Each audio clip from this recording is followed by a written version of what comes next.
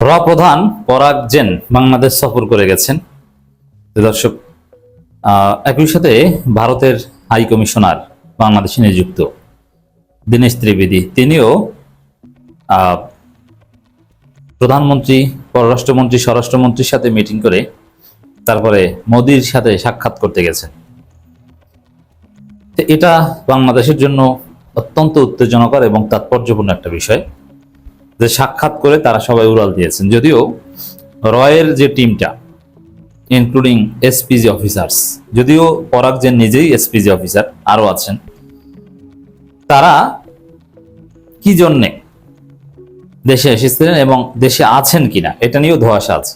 যেমন রয়ের টিমটা আছেন চলে গেছেন ক্লিয়ার না, তারা বিএনপির সাথে মিটিং করেছেন তাও জানতে পেরেছি, প্রধানমন্ত্রীর নিরাপত্তা উপদেষ্টার সাথে মিটিং করেছে তাও জানতে পেরেছি, জাতীয় পার্টির সাথে মিটিং করেছে তাও জানতে পেরেছি, এবং এই মিটিং এর স্থান বুকিং কারা দিয়েছে এটা ক্লিয়ার, এটা ডিজিএফআই করেছে এবং এটা তারা করতে পারে, দুই গোয়েন্দা সংস্থার ইনফরমেশন এক্সচেঞ্জ করতে পারে।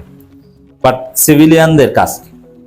রাজনৈতিক দলগুলো বিদেশি একটা গোয়েন্দা সংস্থার সাথে মিটিং করতে পারে কিনা? এটা করছে, তাও বাংলাদেশের অন্যতম অভিজাত 5 স্টার হোটেলে বসে, এটা গোপন কোনো ডেরায় বসে না। আপনি বুঝেন যে বাংলাদেশ কোন ঝুঁকিপূর্ণ অবস্থানে আছে। রয়ের দালাল, এটা বাংলাদেশের রাজনীতিতে একটা বহুল প্রচলিত একটা অভিযোগ যে রয়ের দালাল আছে। এখন প্রকাশ্যে রয়ের সাথে মিটিং করে, প্রকাশ্যে, এবং রয়ের প্রধান বাংলাদেশে চলে আসে। এর মানে কি রয়ের দালাল এটাকেও কি নর্মালাইজ করতে চান যে রয়ের দালাল এটা একটা ভালো দিক নাকি? তো দর্শক, তিনি বাংলাদেশে কেন এসেছিলেন, কি বার্তা দিয়ে গেছেন?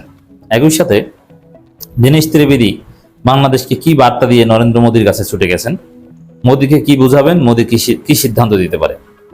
খলিলুর রহমান যে ব্রিফ করেছেন তার তাৎপর্য কি? স্বরাষ্ট্রমন্ত্রী সালাউদ্দিন আহমেদ যে বডি ল্যাঙ্গুয়েজ দেখিয়েছেন তার তাৎপর্য কি? দেখেন, 3টা মিটিং একসাথে প্রথমে আলোচনা করি, তারপরে প্রধানটা শেষে আসে। দীনেশ ত্রিবেদীর সাথে প্রথমে পররাষ্ট্রমন্ত্রীর মিটিং, তারপরের দিন 10 তারিখ প্রধানমন্ত্রীর সাথে এবং স্বরাষ্ট্রমন্ত্রীর সাথে মিটিং। এই 3 মিটিং এর মধ্যে বিএনপি কার্যত ব্যর্থ, প্রপার বডি ল্যাঙ্গুয়েজ দেখাতে পারেনি। ভারত এই মুহূর্তে যে বাংলাদেশের শত্রু, আওয়ামী লীগের বাংলাদেশ বিরোধী ষড়যন্ত্রকে যে তারা প্রশ্রয় দিচ্ছে, বরং তারাই এটা শেখ হাসিনাকে শিখিয়ে দিচ্ছে।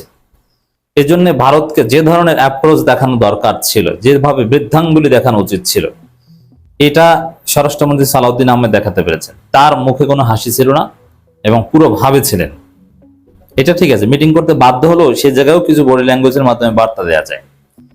কিন্তু পররাষ্ট্রমন্ত্রীর যে হাসি, এটা সন্দেহজনক এবং আপত্তিকর। প্রধানমন্ত্রীর মাঝামাঝি, প্রধানমন্ত্রী যে হাসি দিয়েছেন, যেভাবে, প্রথম কথা হচ্ছে প্রধানমন্ত্রী সময় দেওয়াটা ঠিক হয়নি। এখানে একটা বিষয় স্পষ্ট যে এই দীনেশ ত্রিবেদীর সাথে যে প্রধানমন্ত্রী বৈঠক, এটা কিন্তু শিডিউল বৈঠক, মানে এটা বিশেষ কোনো বৈঠক না। এটা দীনেশ ত্রিবেদী বাংলাদেশে দায়িত্ব পালন করতে আসছেন, আসার পরে সাধারণত প্রধানমন্ত্রীর সাথে, সরকার প্রধানের সাথে রাষ্ট্রদূত সাক্ষাৎ করেন, এটি একটা কমন প্র্যাকটিস। কিন্তু দীর্ঘদিন হলো এসেছে, কিন্তু সাক্ষাৎ দেননি প্রধানমন্ত্রী, কিন্তু এখন কেন দিতে হলো? এর মানে কি সরকারের দম ফুরিয়ে গেছে, সাক্ষাৎ না দিয়ে আর পারলেন না? আওয়ামী লীগের লোকজন বলছে যে সার্জিও গড়ের ধমক খেয়ে প্রধানমন্ত্রী দীনেশ ত্রিবেদীকে সাক্ষাৎ দিয়েছে। এই জন্য এই সাক্ষাতের টাইমিংটা খুব খারাপ, কারণ 5 আগস্টের ভারতের ধৃষ্টতাপূর্ণ আচরণের পরই এই সাক্ষাৎ আরো পরে দিতেন বা না দিতেন, কারণ এটা আপনার জন্য অব্লিগেশন না, এটা ভালো হতো। আর দ্বিতীয় হচ্ছে যে ওখানে একটা বিষয় ভালো লেগেছে, ডিপ্লোমেসিতে কার পাশে, কোন জায়গায়, কোন সাইডে কে বসে, এটার একটা তাৎপর্য আছে। সেই হিসাবে প্রধানমন্ত্রীর একদম পাশে, সাধারণত পাশাপাশি চেয়ারে বসেন, এর মাধ্যমে ওয়ার্ম রিলেশনস এর একটা সিগন্যাল দেওয়া। যেমন চায়নার রাষ্ট্রদূত কিংবা এই যুক্তরাষ্ট্রের রাষ্ট্রদূত, তারা যখন প্রধানমন্ত্রী তারেক রহমানের সাথে মিটিং করেছে, পাশে বসেছে, প্রধানমন্ত্রী একদম পাশে বসেছে, সাইন অফ ওয়ার্ম রিলেশনস। কিন্তু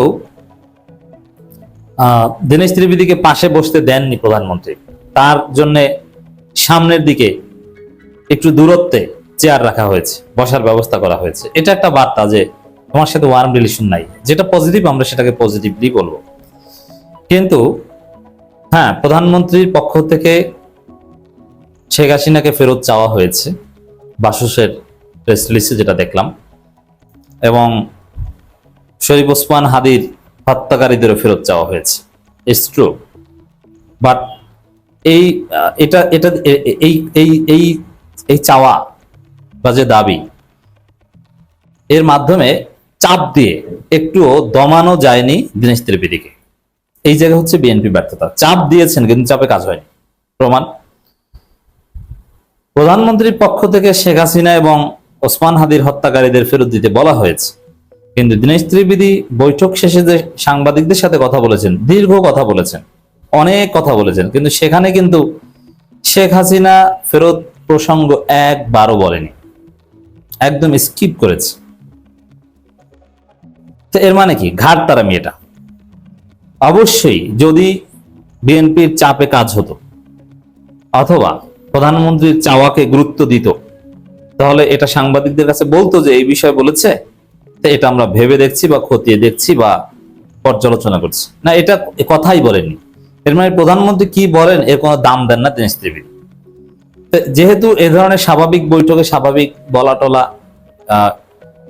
সম্পর্ক ভালো না এটা বুঝিয়ে দিল, একটু দূরত্বে বসতে দিল, এ ধরনের চাপে কাজ হয় না, এজন্য মিটিং করাই উচিত হয়নি। যে মিটিং এ নেই, কথাই নেই, এটা এটা দ্যাট শুড হ্যাভ বিন দি আসল চাপ। তো দর্শক,